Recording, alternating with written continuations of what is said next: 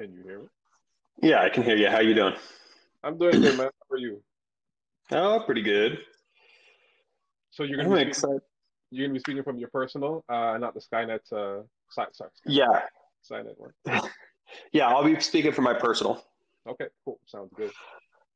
Uh, it's funny that you say Skynet because that's something that we say as an internal joke all the time. So I was, I was trying to work it into the introduction. Um, Nice. but I don't know. I might leave it out a little bit, but we can touch upon it. Definitely. As I think about it, every time I come out to say Skynet automatically flies through my mouth. So especially with the whole AI craze going on right now. Um, Yeah, it's funny for sure. yeah.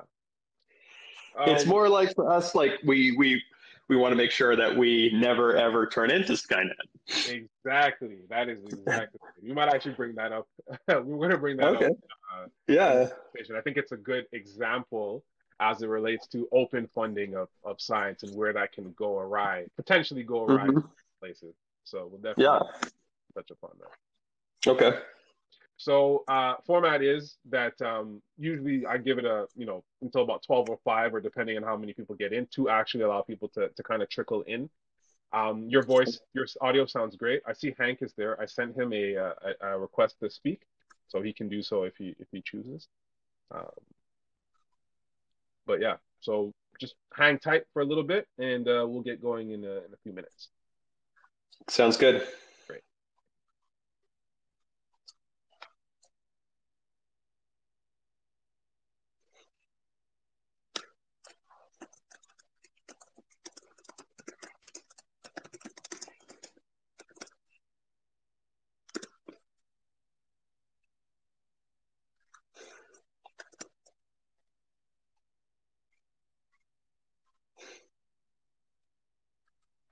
Jordan, quick question: do you know who this Miracle is? Miracle part of the team? Let me look at the attendees. No, he's not. Oh, okay. So Miracle, we usually the format is we'll let the speakers talk for 45 minutes or so, and if there's any questions or commentaries related to Scinet or what we were talking about, I'll then bring you up on in during the listener Q&A section. So I won't be bringing you up right now.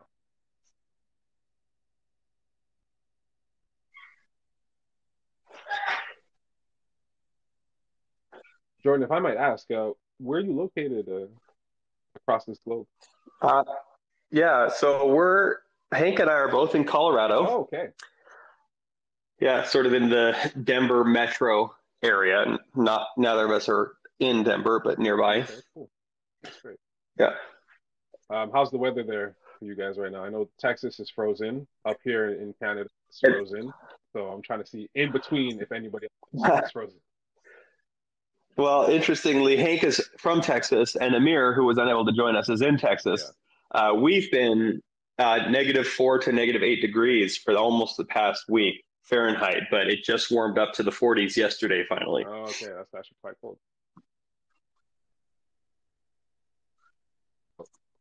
Hello, everybody. My name is Jelani, and welcome to the 22nd episode of the DeSci Rising series put on by DeSci World. It's always crazy to me how fast time flies. We're already at episode 22. It feels like we just started this a few weeks ago and things is just flying. But as you all are aware, the impetus and the point of the DeSci Rising series is to provide an opportunity for many of the wonderful projects on our growing DeSci World dashboard to just formally introduce themselves, update their progress, highlight their achievements, and just generally engage with both the DeSci world and wider DeSci community. Now, the idea behind all of this is that at DeSci World, we very much believe that more than the tech, more than the funding, though these are very important points, it is actually the community leveraging these tools that will usher in many of the changes that we are all looking for and hoping DeSci brings to the various legacy STEM industries. Now, in today's episode, I have the pleasure of speaking with Jordan Smith and Hank Brigham, who are both co-founders and respective CEO and CTO of Scinet, which is a research and investment platform that allows retail and institutional participants to invest directly in life science research and technology. And despite the name, is not Skynet, the crazy AI that is looking to kill us all in the future. And so, with all that being said, Welcome, Jordan and Hank, and thank you both for coming today and sharing your time with us and helping us learn more about yourselves and also the work that is being done at Scinet.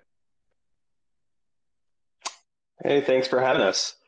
Um, just as a quick intro, I guess I'll say I'm Jordan. I am the CEO of Scinet and one of the founders. My background is primarily in the intersection of business and technology, though I've been a follower of life sciences research for most of my adult life, starting from the time that I dropped out of a biomechanical engineering degree, first week of my bachelor's. But I've been interested ever since, and I'm happy to have stayed engaged with the industry because now I'm able to participate in something really cool. I have an executive MBA from the Quantic School of Business and Technology, where I specialized in startup entrepreneurship, blockchain technology, and strategic thinking. And I have also been involved in various technology initiatives at Dish Network when I was there, including being part of their AI ethics and blockchain committees. Oh, it's very nice. It's very good to hear somebody who has some ethics component into their background. I think that's something that's lacking a little bit in this space. So I definitely want to touch upon that. Hank, please go ahead. I'd love to hear your backstory, your origin story. Thanks, Jelani.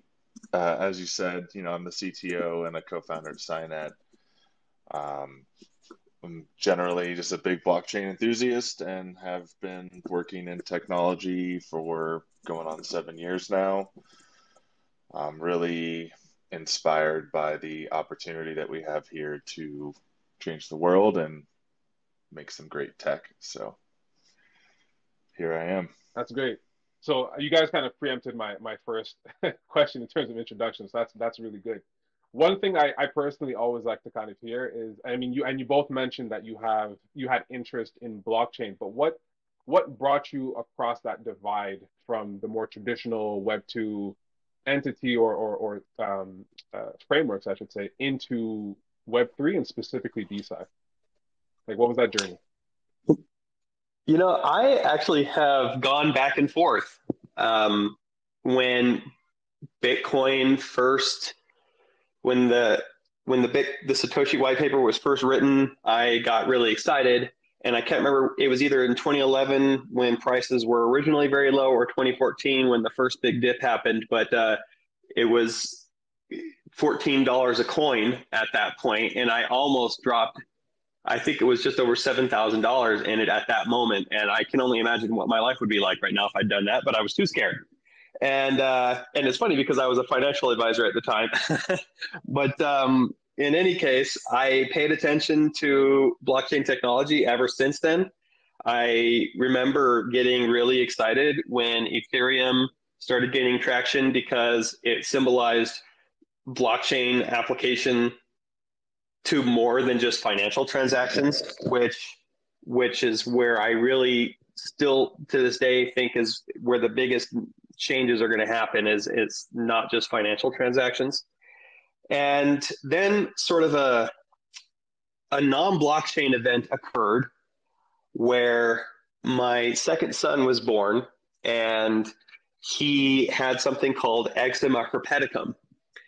And this is how I get into DeSci. And eczema herpeticum is essentially when just primarily babies, they get eczema on their skin and somehow come into contact with the herpes virus, which is just out there everywhere. And that herpes virus gets in the eczema, and it can be a very dangerous thing for the babies. In fact, before there was good treatment, in certain cases, had a mortality rate of up to 50%. And so I didn't know anything about that, didn't know what it was, took him to a doctor who had actually never seen it, but recognized it. And we got him an antiviral cream that within 4 days, it was completely cleared up. And that cream, the drug in that was called acyclovir. And acyclovir was invented by a lady who was one of very, very few Nobel Prize winners in medicine named Gertrude Elion, almost 100 years ago from the time that Solomon was born. And that drug took her 17 years to from start to finish to create, and she was an absolute genius. And in fact, that 17-year number is the same as the average time it takes for life sciences research to go from lab to life.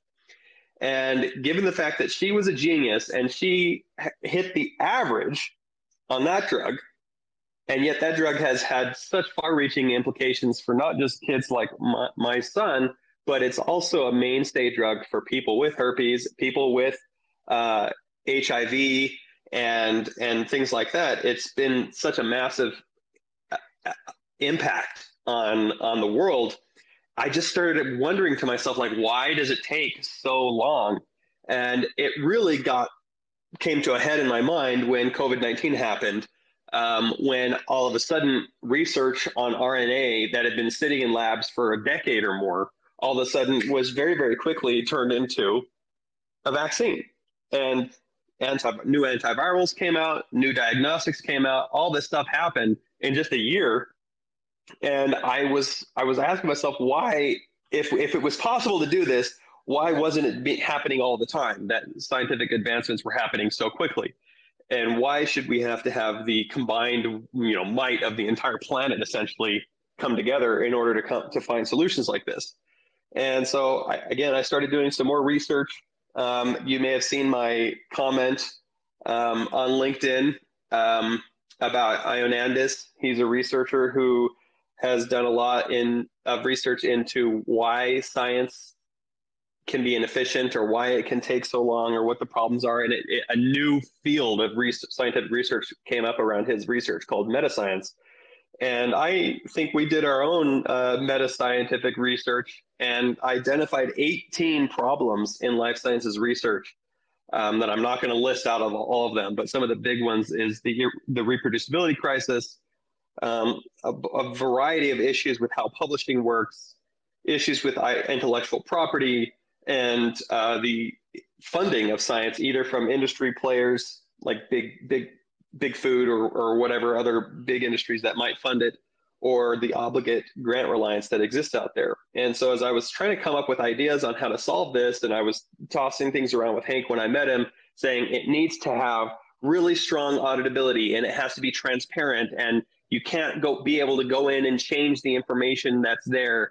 And I listed off a bunch of things, and he's the one who said, blockchain really kind of by default solves all these problems. And before then, I hadn't even thought blockchain for this. And so that's when we started getting more heavily into the DeSci mentality of decentralizing science, using blockchain technology to maximize the efficiency and the effectiveness of science. And so that's kind of like the roundabout story. That's what got me there in my mind regarding DeSci. But I want Hank to talk about, if he would, how he got into the whole blockchain thing and DeSci. Well, unfortunately, I'm going to have to piggyback on you a little bit. Really, what got me into it was meeting you and, our former colleague a couple years ago, and just learning about the problems that scientists face on a daily basis. And, as you said, we realized that integrating blockchain tech and increasing community involvement were really necessary to increasing the scientific throughput of the world. So this opportunity was really inspiring to me, and is what really launched me into DeSci. It's like scratched this philanthropic itch for me as well. This is the thing. This is the thing that I love about this space. I think I start off all of the conversations of DeSci Rising like this because I think everybody comes from such a varied background. Both of you are from the financial sphere predominantly, but there's things in life, and science is kind of permissive, or not permissive, but pervasive in all aspects of life, that people seem to have all fallen into this kind of realm of what we're calling right now DeSci. And I think that's going to be subject to change as we move forward, as certain niches and more granularity pop up in the space.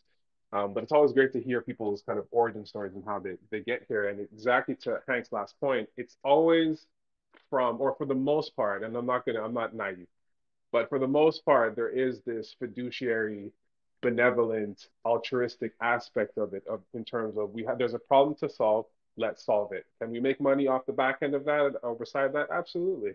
but I think it's very much driven on purpose over profit, which is very nice to see because personally, as a scientist, and I'm a neuroimmunologist for those who don't know, my biggest issue with the traditional scientific industry, and that what I believe gives rise to a lot of the problems that you mentioned, and that I'm sure is part of Giannis's um, research, which I'm very glad that you commented on. So I'm definitely going to go down that rabbit hole. But a lot of it is based off of this paradigm of profit over purpose. And I'm hoping that we can develop mechanisms, systems, railways to kind of not obliterate that, but at least create a parallel system where it doesn't have to be that way. And so I think one of my first questions to you, based off of what you just said, Jordan, is since you have done some of the research in terms of the 8 to 18 different problems that are plaguing science, out of all of those, can you somewhat define a root cause that is at least majoritarily influencing those? Is it the financial or is it something else? Oh, that is a good question. I wanted to also just mention before I get into that I recently came across some research just from I want to say it was Deloitte that talks about how mission driven projects actually end up being more profitable and more successful than the sort of bottom line driven projects. And so your point about can we change the world and yeah, let's make some money on the back end, that's fine. But that's actually an important point is if you're able to focus on the mission, yes, you should bring good practices to bear to run your organization properly and to be effective. But if you're focused on your mission, then the other kinds of things sort of tend to fall into place, I think. And so that's what we try to do as well. Now, regarding the root cause, this is actually, I was hoping there was a root cause. And in the beginning, oh man, my earbuds are about to die. So if I cut off, I'm going to be switching to audio here in a second. Sorry. No problem. I thought at first that it was the reproducibility crisis, which is just this concept of, for a variety of reasons, science that's done, it's difficult in many cases to reproduce that and therefore verify the science. And in fact, in the US alone, $28 billion a year is spent on life sciences research that is not reproducible, which in and of itself is a massive problem. It also turns out that non-reproducible science is cited 153 times more frequently than reproducible science. It ends up getting the most visibility in the media. And in fact, it's tricky to point to one reason even why the science itself is unreproducible. There are a variety of factors underlying that that causes that. And so for a long time, I thought that was the core problem. And I would say still it's a massive percentage of the problem. However, as we started trying to look at the bigger picture, which is not the reproducibility, but what's happening is the long time it takes for science to get out of the lab and into a real world application, we found that there are more issues. And the thing that we think starts with is the funding. We know that researchers spend, between 30 and 50%, depending on the research study, of their time seeking grants, and most of them don't even receive funding. In the United States, between the NSF and the NIH, it's in the low mid 20% of the grants that are proposed actually get any funding. And yet these people are extremely well-educated, specialist people who have just such a deep knowledge of their field, and they get stuck spinning their wheels on this other process that's really ancillary to what their work is, yet they can't do it without going through these grant writing processes or receiving funding from industry funders to do their research, which we've seen can up to 90% of the time, the results end up getting skewed toward the benefit of the industry funder. And so we think that the problem solving needs to start there. And that's why we've started in our pipeline of dApps that we're building is not just going to be a crowd investment platform. That's just the first thing. But we've started there. We call it Sci-Fi for Science Finance, Science Finance. And scientists can go, life sciences researchers can go, they can upload a project on there, they can submit it for review. We look at it and look at it for basically three criteria: scientific rigor, positive world impact, and strong commercial potential, and then release it to the platform and allow individual investors to invest in it and receive tokenized assets in return. And we think that if we can let scientists go back to doing science by reducing by a large factor the amount of time they spend on seeking funding, that in and of itself, just because they'll have so much more time spent on their problems, will increase the speed and the efficiency that science of the scientific process. I would have to agree very much with that statement. Myself, I've spent, a good chunk of time trying to understand what is fueling a lot of the problems. So I'm just going to take a little bit of a step back. And I think it does boil down majoritarily to the money, right? The reproducibility crisis in my opinion, are scientists in a pinch to get funding by people who are only going to fund things that suit their agenda and suit their that incentivize them or that are incentivized by that, right? So it all essentially boils down to money. The publish or perish is exactly a product of that. The constrained, and in the messaging and the promotional that I put out, it's the constrained bottlenecking of this financial support that I think puts so much pressure on scientists to have to publish, to have to come up with novelties and even, fund the data so that it can seem novel and that, that gives rise to things that look cool and that people want to cite, but is not actually true. I really think that fundamentally money underlies, and that it's cliche in a lot of other settings, but I think money is or at least the lack of funding is the root of the evil that is currently present in science, at least macroscopic. Yeah, I agree. And you mentioned a couple of the other factors that we identified. Publish or perish is another one. This is a perverse incentive to generate certain behaviors that are not actually beneficial to scientific research, much less the translation of science into the real world. And then there's this issue of inflated citation, which is what else you just mentioned, is another one of the factors that we identified, where people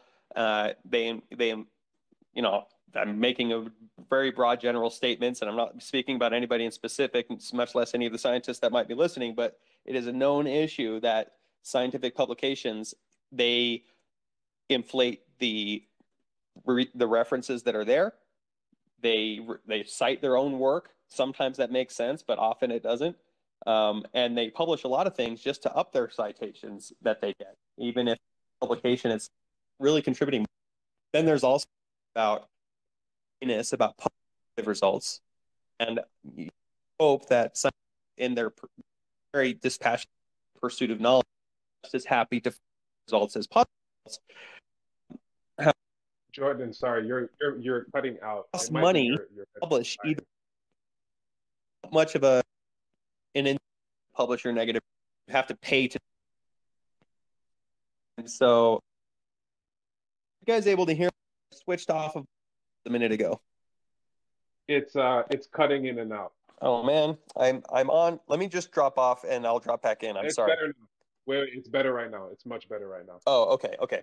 Yeah, we're good now. Would you like me to repeat what I said, or are we good? No, I think we're good. I think we got the gist of everything we were saying. But yeah, no, exactly.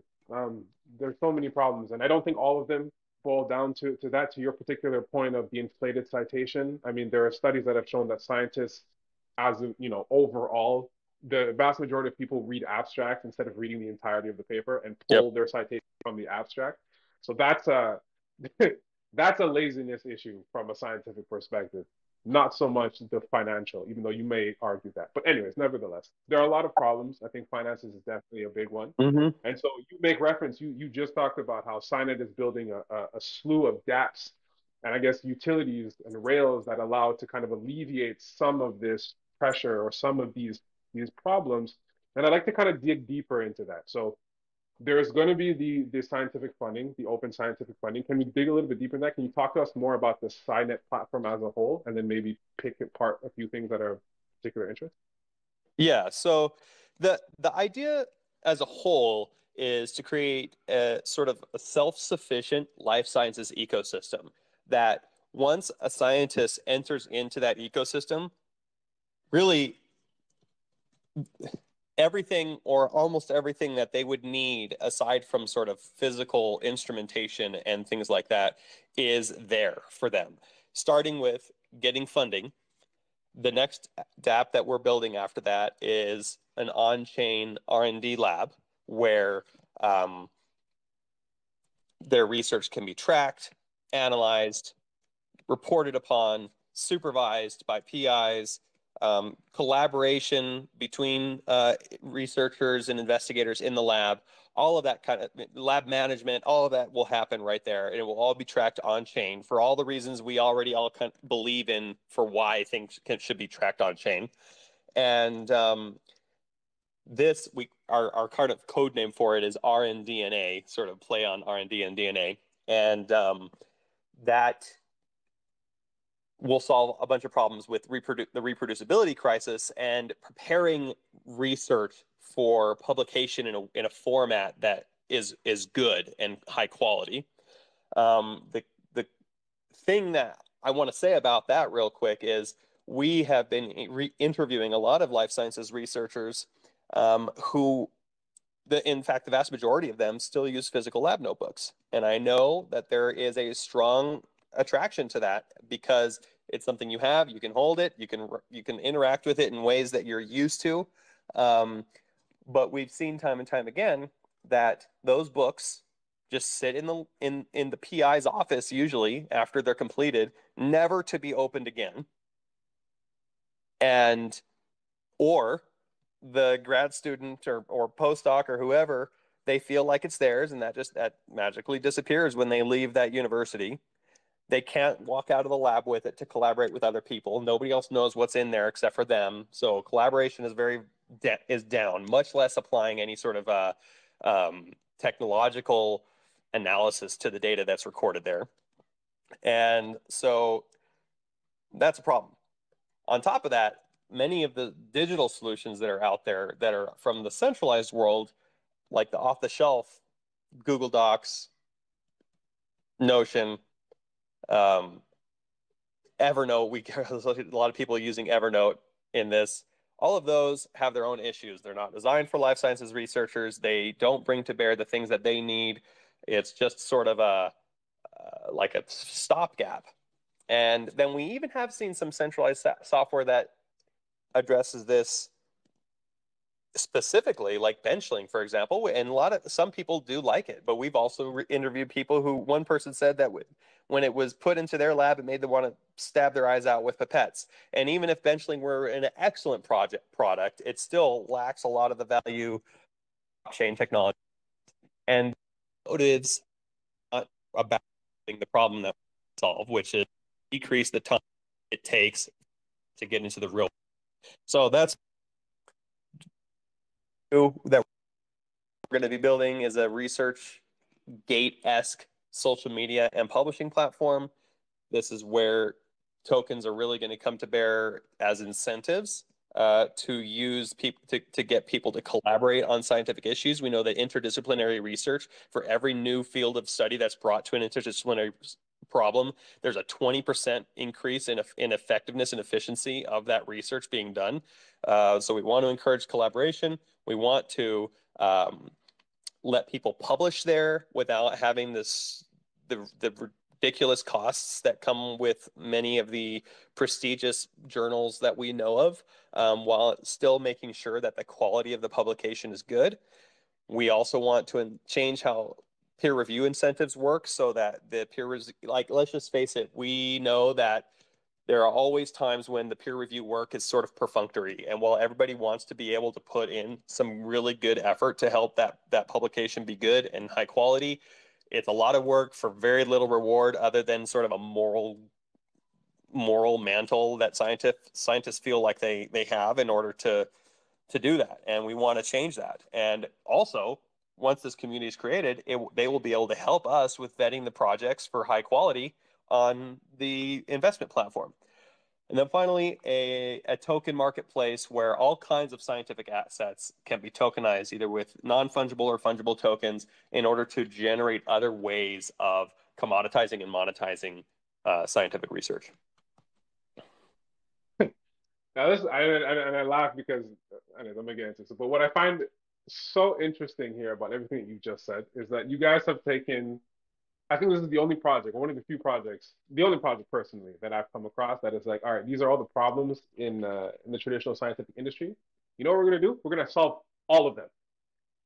Forget it. We're gonna handle this all ourselves. And so I commend you guys for that level of ambition and drive to try to tackle every single one of them, right? We see projects kind of popping up and niche solving particular issues. And I think that speaks to the depth and necessity to drive those solutions home. It's very hard to kind of be spread apart. But it seems like you guys are taking the step back of like, we're going to solve it all. Is there is there no worry about maybe being too stretched too thin, or that some of these problems are not, and I'm not saying that you guys are necessarily doing it all at once, this may just be within your roadmap, but yeah, some insight into that, like you're not worried that you may be taking on too much of the big whale. So yeah, I'm worried about that. I think just being in business, I've seen what happens when businesses try to do too many things. I know that that is a risk. However, you kind of nailed it on the head when you said it's about the roadmap. So that's why we're focusing on the funding first, because that's where science starts. So that's where we're going to start. Once that is up and running, and one of the beauties of the technology that we're using that I'll let Hank talk about is once that's up and running, in many, many ways, that application will run itself. And so we will be able to shift focus other than iteratively improving that application to building the next one. And so we think that between our own internal efforts, the the revolutionary application of smart contracts to handle the bulk of the heavy lifting on things, and relying on our community that we hope to build, we will be able to do all of these things. And it's just a matter of taking it one step at a time.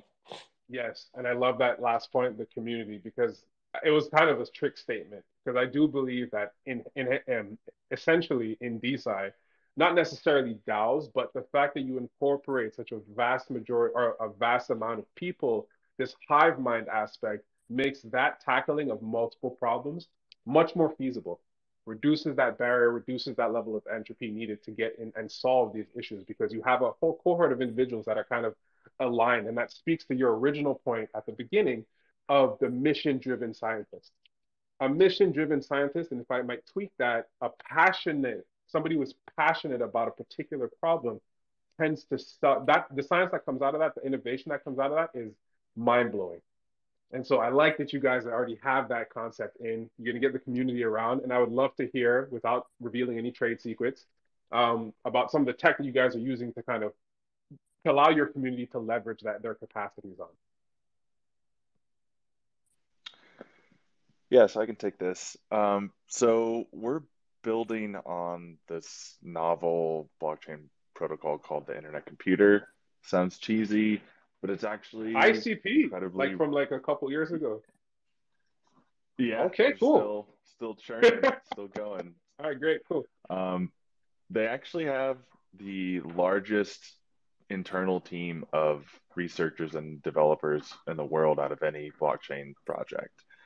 And what they're pumping out is really, really cool. For instance, they just released a feature where smart contracts on the internet computer can hold and send Bitcoin um, out to other smart contracts. So it's the first decentralized bridge for Bitcoin with smart contracts, which is sick. It's also like it's also basically a layer two for any other chain. Um, Using this new cryptography called ECDSA, you can essentially program these smart contracts to hold, any tokens from any other blockchain. So they're about to support Ethereum. Um, and the possibilities are somewhat limitless. So I feel really good about it. It essentially, using ICP allows us to store, not just some of our code, some of our data on chain, but all of it, which I think is essential to providing a truly decentralized scientific future. So we're really excited about the tech. We think that it's going to provide like a heightened user experience for scientists and investors alike, looking to experience Web3. So that's actually really, really cool.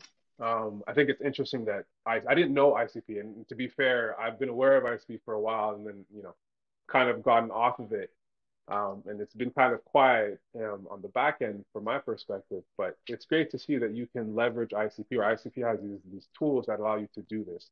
Now, I wonder, and I have a couple of questions here. In terms of having data on chain as a scientist, I think that overall it's not an issue, but there are certain pieces of data that I wonder should or should not be on chain, such as like health data or genetic data and all these kind of things. Does Scinet as a platform, account for that? Is there some way that you guys are looking to account for that kind of stuff? So sensitive data that may not that should not necessarily be on chain? well, is it the problem that it's on chain, or that if it's on chain, it's technically, visible? Visibility, correct. Okay, so we can actually encrypt all of our data, even if it's on chain. Okay. So I don't think that problem really holds up for our applications, which is also pretty revolutionary as well. Using IC also allows us to have heightened levels of authorization and security for this data as well. So like we can basically auth-gate assets and files and things like that. That's kind of how our fundraising mechanism works.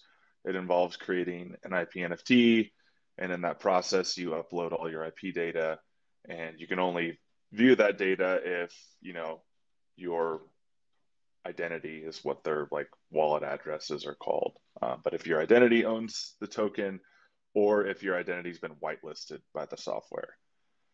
Interesting. And so, in terms of, and I'm glad that you mentioned IP NFTs, because as we know, there's a slew of products or a slew of projects that are implementing IP NFTs. I'm assuming this is Molecule's version of IP NFT. Is that true? It's similar, but it's kind of a combination of Molecules and Ocean protocols. So very similar to Molecules IP NFT, but we've extended it so that we basically add, these like fungible tokens as well. So you, instead of like fractionalizing the IP NFT with other NFTs, we're doing it with fungible tokens. So I guess I can just kind of dive into how it Yes, works. please. Basically, as a scientist, you go on to Sci-Fi, you create a project, you'd fill out a form essentially, and then a Scinet admin would review your project. If it gets approved, you get the green light to create your IP NFT. In that process, you upload all your data that you want to monetize essentially, and then you'll mint 10,000 fungible tokens.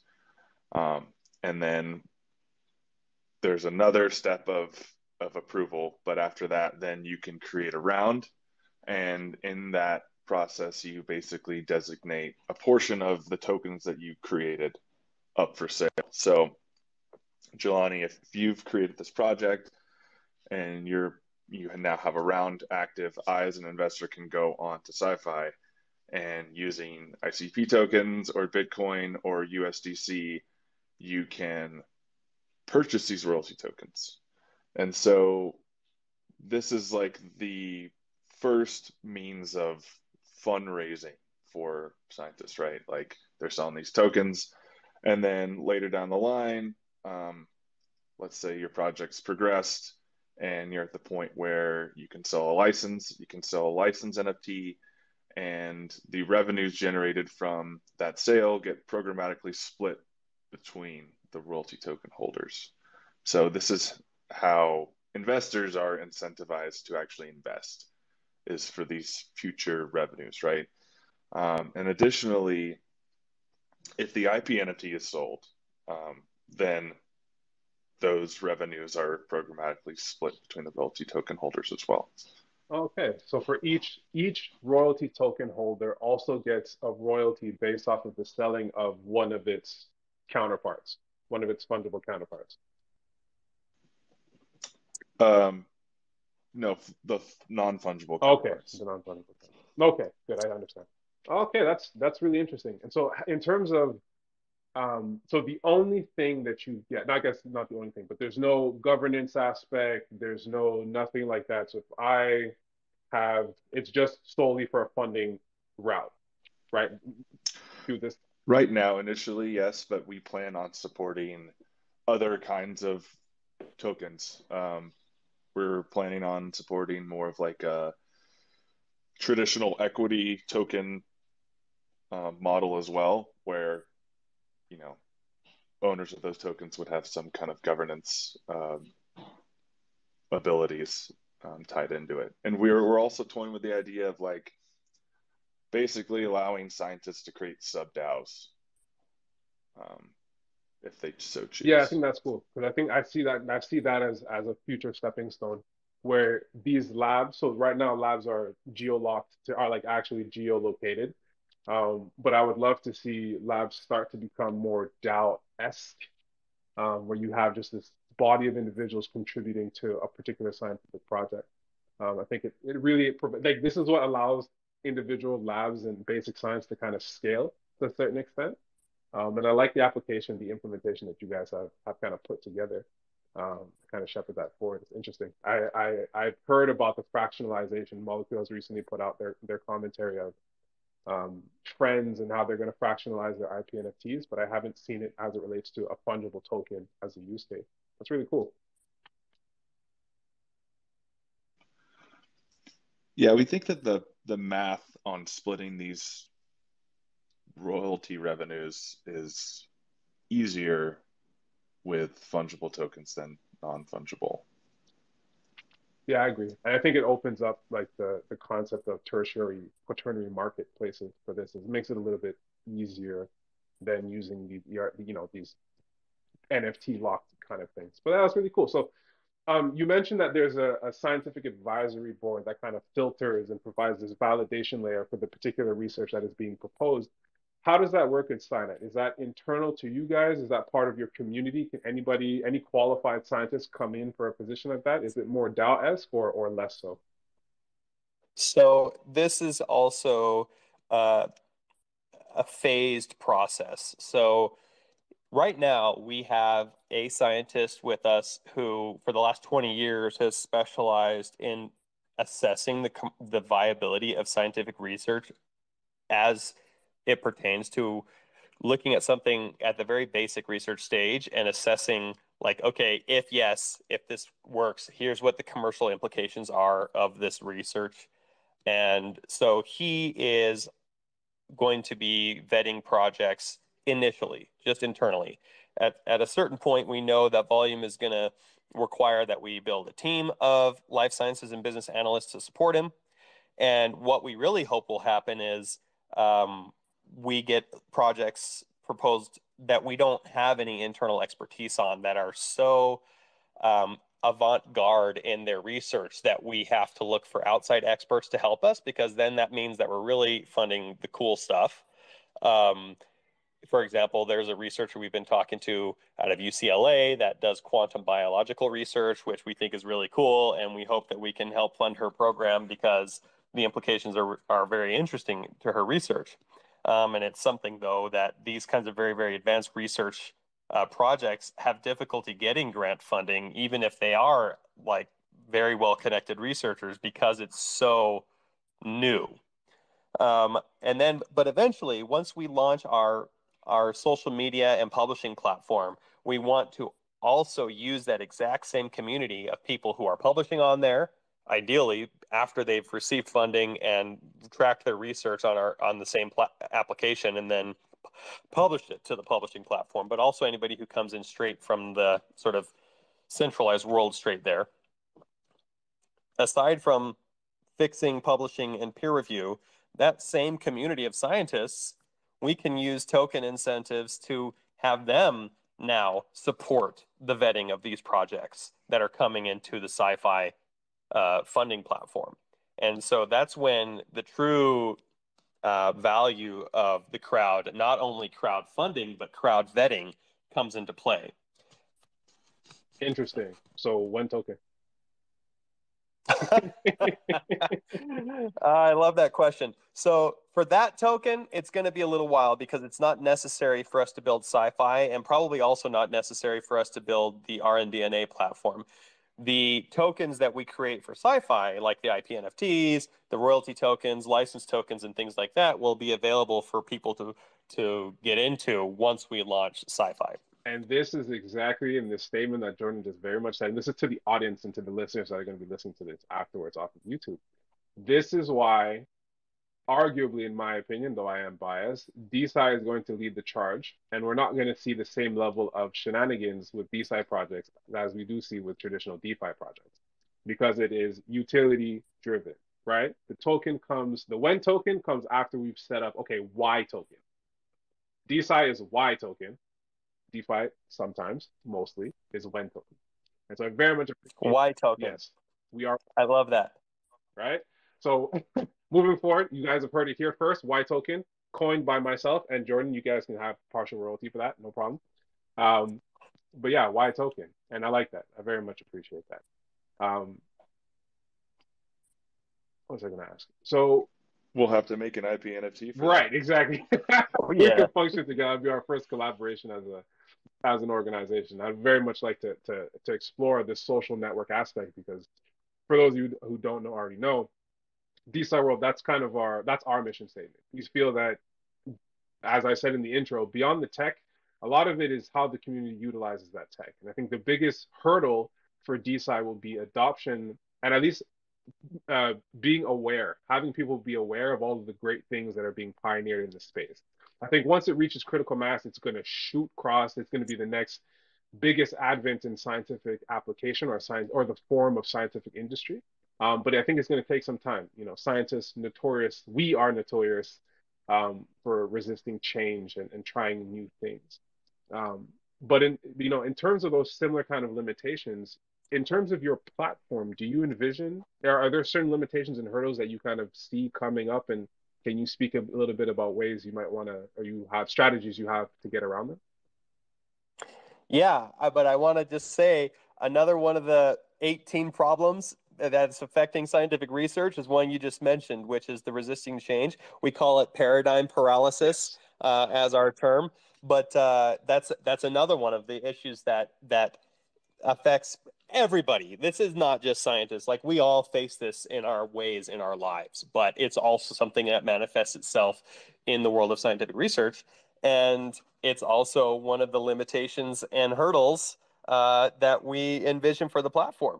So it's, the prospect of adopting alternative funding sources or new ways of doing science or using blockchain technology for science are all things that will present concerns because people aren't sure about it. Just the prospect is a little bit new and unknown. And for many life sciences research, blockchain technology is an absolute black box. And it's not how they've done things. And so that's a problem. And we hope to solve this for them by doing the same thing that pretty much any new technology advancement has done, which is not talk about how great the technology is, like from a technical perspective, but rather, what is our solution going to do for you? I say this all the time, so anybody who's heard me talk before is probably going to get tired of this example, but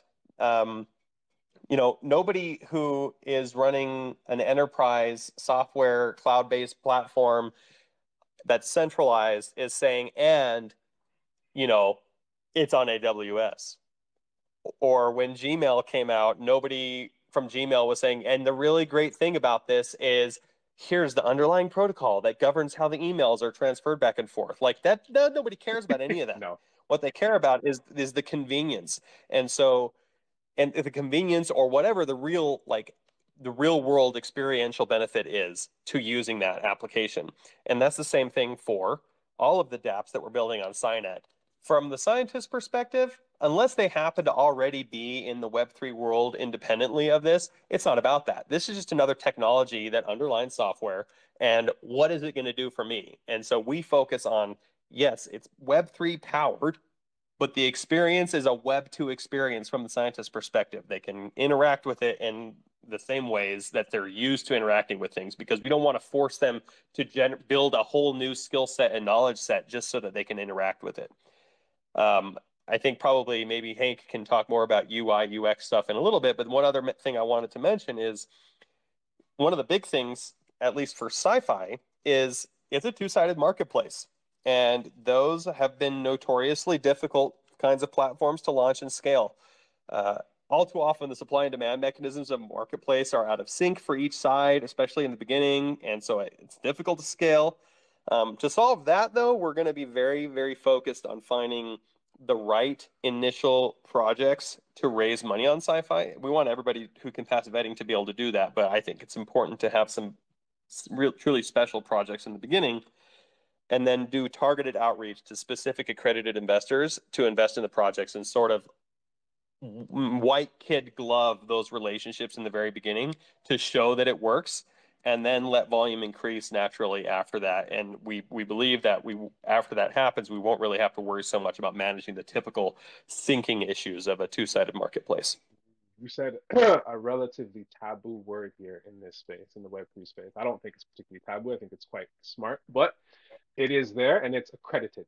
So let's talk about that. So in terms of the Yeah. platform and who can, so the idea here, the ideology here is allow individuals or allow alternative funding, and crowdsourcing is not the right word, but allow more avenues for funding for science and bring it a little bit away Yes. from the hands of the VCs, traditional VCs in government, and more into the hands of the, interested parties that might want to do so.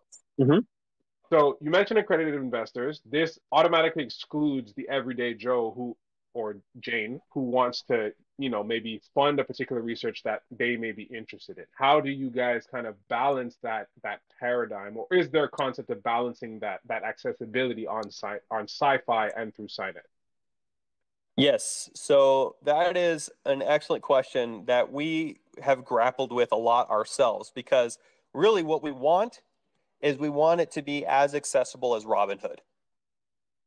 Right. They democratized investing for regular people like us. The accredited investors are just beachhead market for us. And the reason why is because it is a somewhat nebulous regulatory space for us.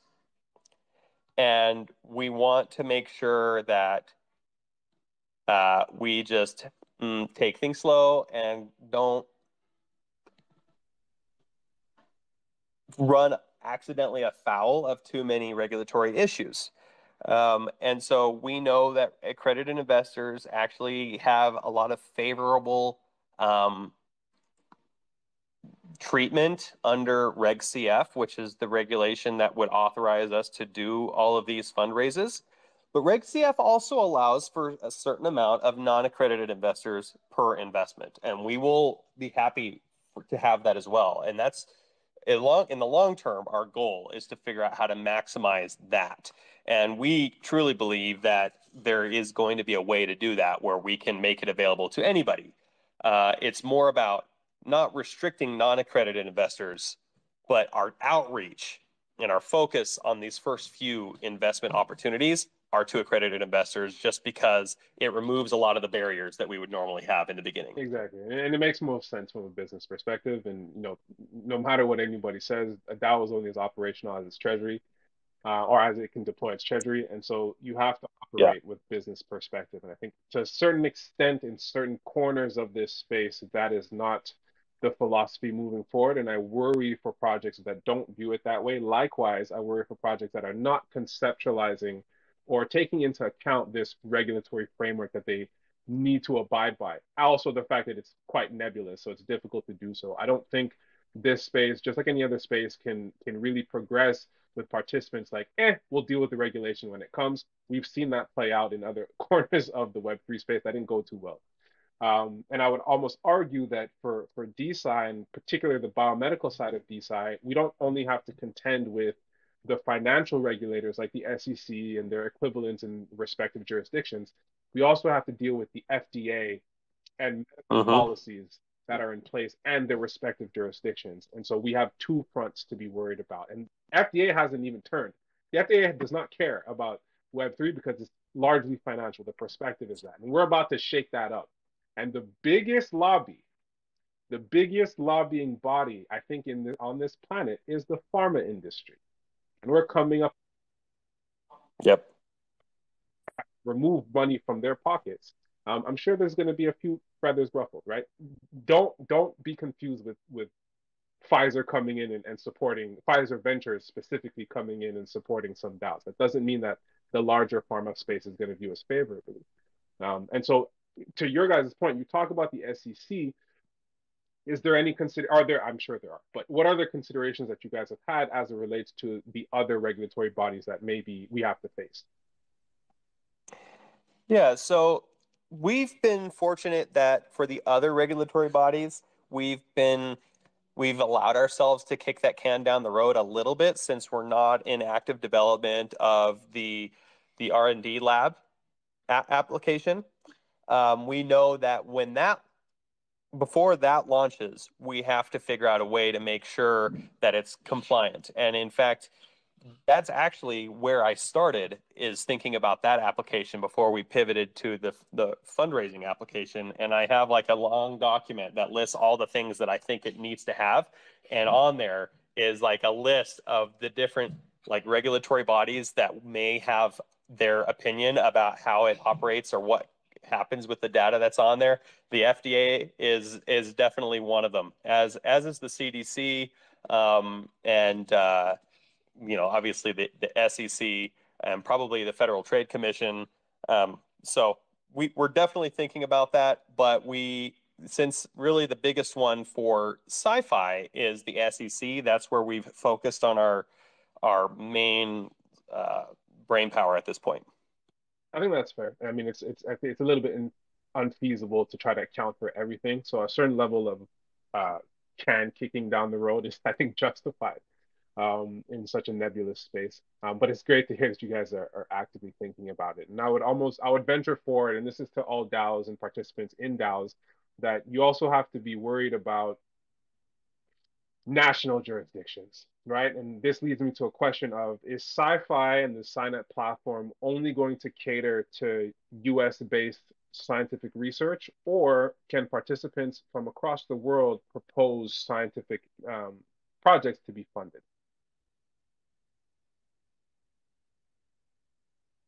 Ooh, Jordan hopped off. Oops. I can talk to that. So Sure.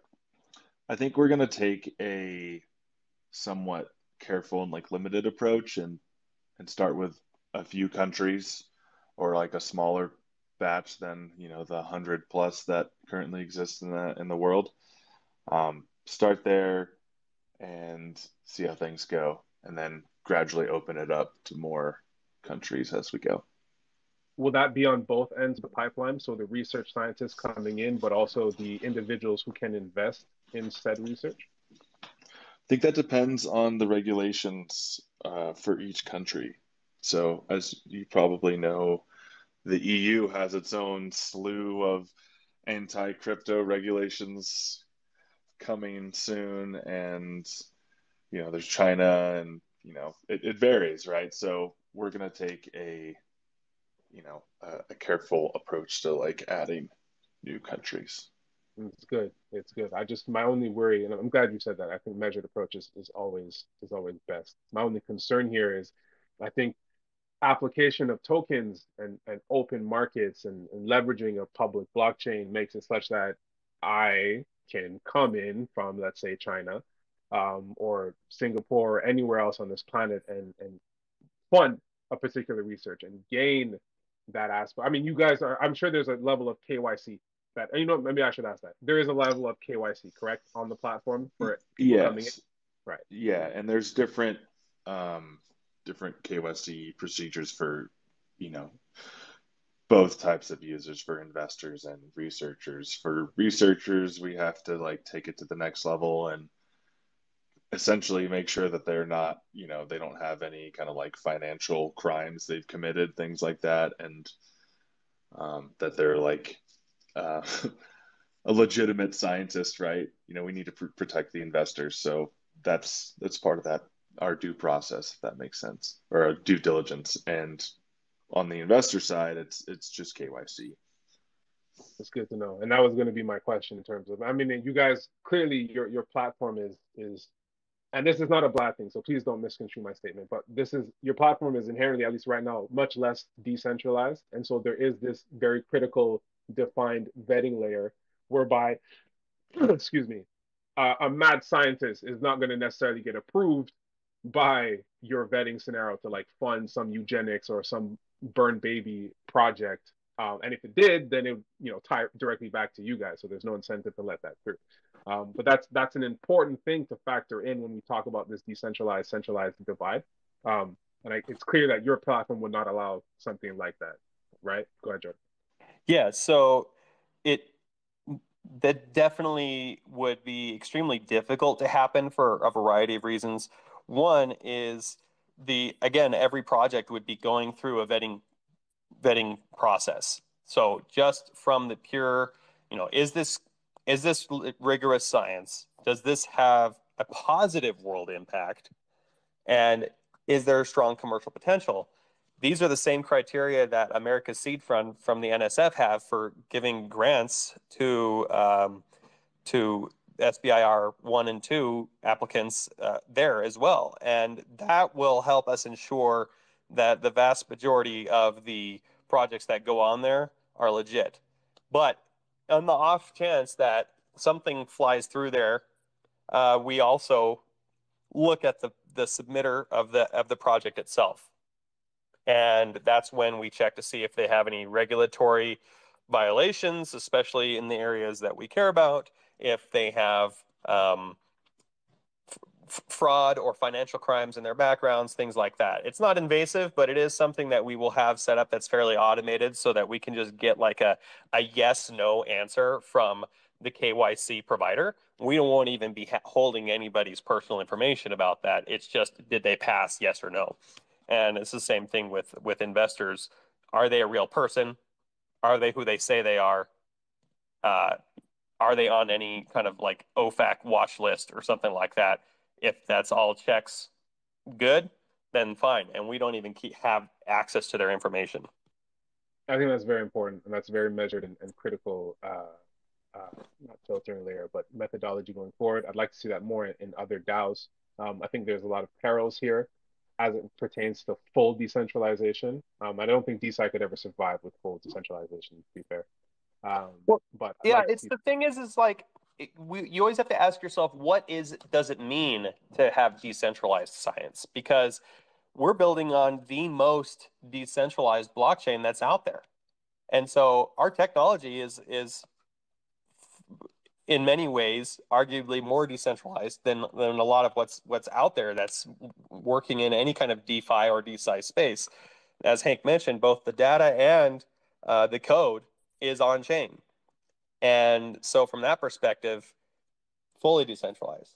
From our operational perspective, we are not very decentralized. I mean, we both work from home. We all work from home, and we've got people in other countries that are supporting us, and but there is definitely more of a top-down organizational structure on how to get things done because we need to make sure that we stay true to the original vision and mission. Agreed, and there's absolutely nothing wrong with that. And I want to say that officially.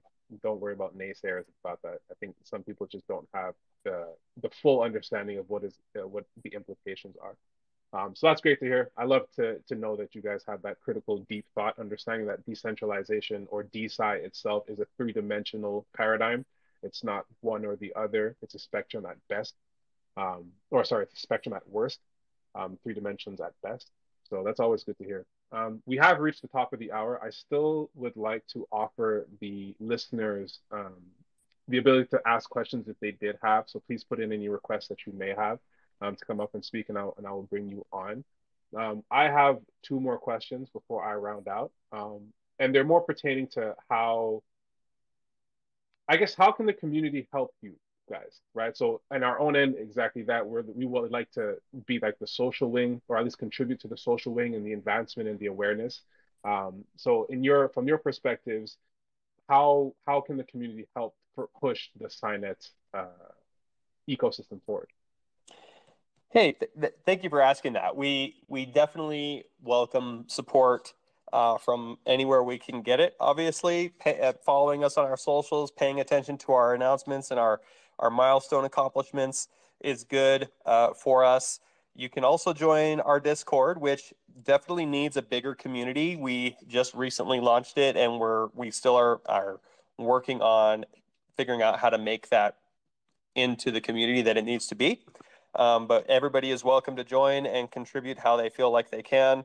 But I think the best thing right now, if you're a scientist who'd like to raise money for your research, or someone who potentially like to explore the idea of investing in research, or perhaps even would like to join our first round of financing for Scinet itself, you can fill out our wait list, and we would love to stay in touch as things progress. That's fantastic, and we'll do our part in terms of getting that messaging across. Personally, I've come across many, not just VCs, but interested parties that have different risk appetites, different as it pertains to decentralization, but also the science. And I think you guys speak to a very specific crowd that is almost chomping at the bit to get involved, but there has to be some level of risk management there. And I think you guys are more on the conservative edge, and that'll speak to them very much. So definitely we'll run those across. Our community is plugged into as many projects as we help get plugged into, or as want to plug in with us. So we definitely love to help you guys push that forward, as well as with Thank other you. speaking engagements and anything else that we can help. Great. So it seems that nobody has any additional questions. I think that speaks to the thoroughness that we went to. I would love to actually sit down, and I might schedule a meeting with one or the both of you, because I'd like to dig deeper into Scinet just from a personal perspective. I love the use case of ICP. I'd love to learn how that differs from Ethereum as a platform in terms of like the granularity.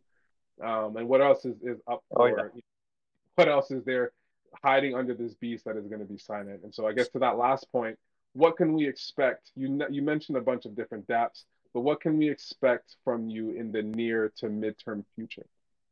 So I'll say one quick thing, and then I think Hank will be best suited to respond to it more generally. We have received 2 grants from the internet, from Dfinity, who is the nonprofit that runs the Internet Computer. Both of them were $25,000 grants, and they were designed. Their purpose was to help us build the technology for sci-fi on the Internet Computer. We expect and hope to be able to launch that soon. We want to be able to launch by the end of March. I think we'll still be able to do that. And that's when people will start being able to do sort of like beta testing of the application, let a few people on there to go through it and things like that. But for specifics, I will turn it over to Hank. Yeah, so first things first is finishing sci-fi and allowing for investing using USDC. That's actually going to take like a significant lift because it uses this very advanced cryptographic protocol. And so once we're done with that, then we're going to add the ability for scientists to create science-themed NFT collections. Let's say, you're a scientist and you've discovered some new molecule in your microscope. You take a picture of that or a video, and you can sell that as an NFT on your project. It's just another way to monetize your project essentially. And then after that, it's the R&D platform, RDNA, which is going to be a pretty big lift. As you guys probably know, there's a lot that goes into that. We want to have an ELN, like the electronic lab notebook, IoT device integrations, and it's essentially like a massive data platform. And then once that's done, or maybe at the same time, we'll start on this decentralized publishing and peer review application as well. So the idea is to, and I know we've already touched on this, but like basically build applications that in the order that science is conducted. So it's like, you raise money or you get grants and you start doing the research. So we'll have tools for that. And then once the research is done, then you get it peer reviewed and you find ways to monetize it. So that's kind of our roadmap in a nutshell.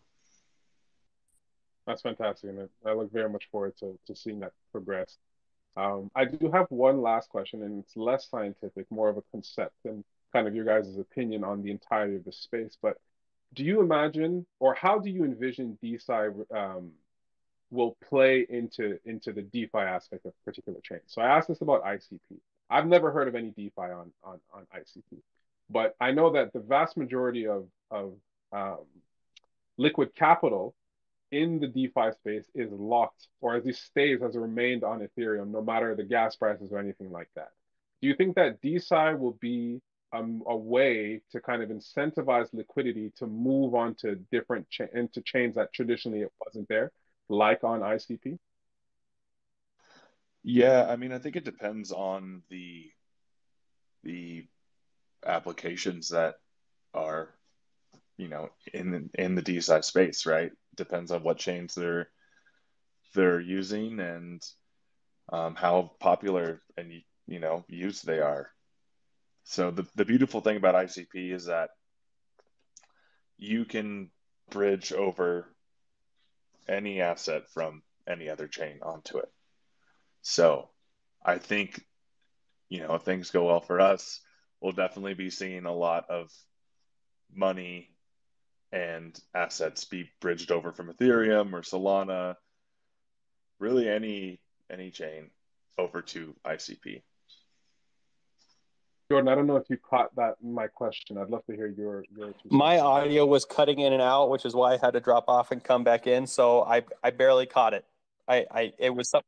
So Okay, my go ahead. question was, yeah, my question was, do you envision that DeSci, or I guess in this case, DeSci will help drive DeFi into chains that didn't traditionally have it? So again, the vast majority of liquidity is locked on Ethereum, no matter what the gas prices are.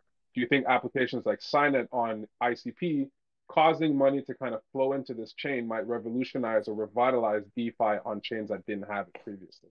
Yeah, I think so. At least speaking just from the ICP perspective, that there is already a lot of money flowing into ICP on some nascent DeFi um, applications that are on their dexes. But it's still where, in many ways, sort of just focused on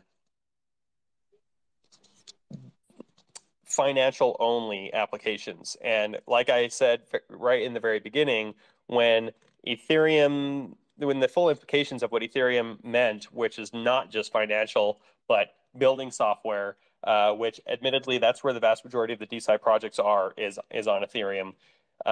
That's when things really took off, in my opinion, when it was not strictly financial DeSci and all kinds of other things. And I think the same thing is going to happen on the ICP. We are the only, probably one of two, or maybe the only active developers on the ICP doing scientific research. DFINITY loves it. They are supporting us. We want to partner with them to evangelize this concept of DeSci more publicly, and they're open to that. And so I think as that happens, it's going to bring a new influx because of the fact that not only, when people want to invest in these projects, so they will acquire the tokens necessary that are on the ICP to do that, but also because we're so focused on the user experience that it's going to be really, really easy for people who have real, they don't.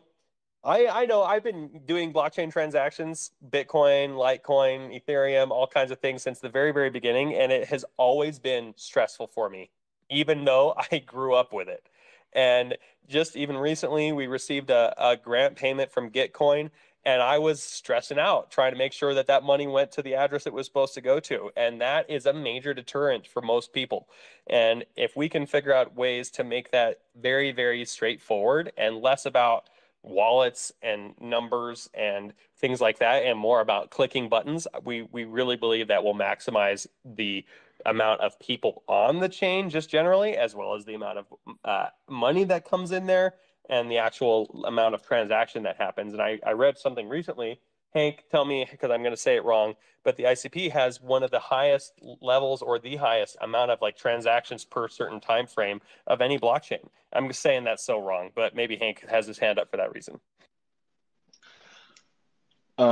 That's not what I was going to talk about, but it is true to some extent. I think they're processing like 14 or 15,000 transactions per second, but I just wanted to circle back and give you a definitive answer, Jelani. Yes, I think that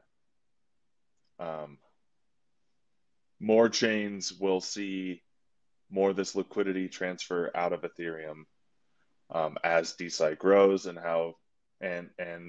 as more apps are being built. But it really depends on the value that the apps bring.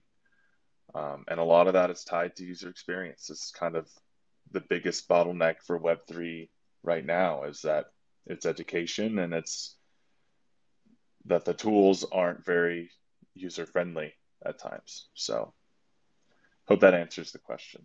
No, I agree with you. I very much agree with you. I see DeSci, maybe particularly sci-fi, which I think is going to catch on, as one of these novel gates, or at least one of these vanguards, these leading forces that are going to drive a new form or a new revolution, not revolution, but a new high point of DeFi on these various chains, because that's where the money's going to be, right? If you are generating royalties off of an ICP based IP NFT, then you're just going to have money lying around. It's going to happen. People are going to build off of that, right? The money's going to flow where the users are. So that's great. Big shout out for Dfinity for supporting Scinet and supporting the DeSci movement. I'd like to see more chains doing that. Shout out to Polygon and Arbitrum that are also doing similar kind of things. I look forward to what the future is to hold. But we have definitely gone over time. But this has been a fantastic conversation, and so that's never a problem when you have such insight from a key opinion leaders in the space. So I'd like to thank both you, Jordan, and Hank for coming on and sharing your insights and talking about the very comprehensive nature of the Scinet ecosystem. I look very much forward to learning more about it, to seeing it mature, and bring forth this kind of change for scientists and financial incentives in this space. So thank you both. Are there any parting words you guys would like to leave to the audience and those that will be listening later on? Thank you. Yeah, we've for sure. Yeah, thanks for tuning in, y'all. If you have any questions for us, hit us up on Twitter, man, or our Discord. We're happy to chat. Definitely do hit them up on Twitter and Discord. You can go to their website, scinet.xyz, I believe. I might have that wrong, but if you do want to know it, you can come to DeSci World and they're on the dashboard, so you can follow it there. But I'm sure they can just follow the Scinet handle. Be sure to reach out, contribute, help them grow, help them help you grow as a scientist. And for everybody else, this is our 22nd episode. Thank you all for listening. Be sure to keep your DMs open because we will be airdropping, or we will be sending across POAPs for those of you who have been present. Hank and Jordan and everybody else, I hope to see you all at ETH Denver. That's coming up at the end of the month.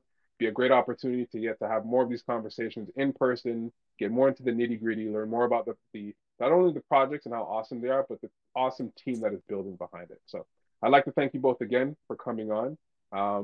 Have a great weekend, everybody who is listening, and I'll see you next Friday, for our next episode of DeSci Rising. For having Have a great us. weekend, everybody.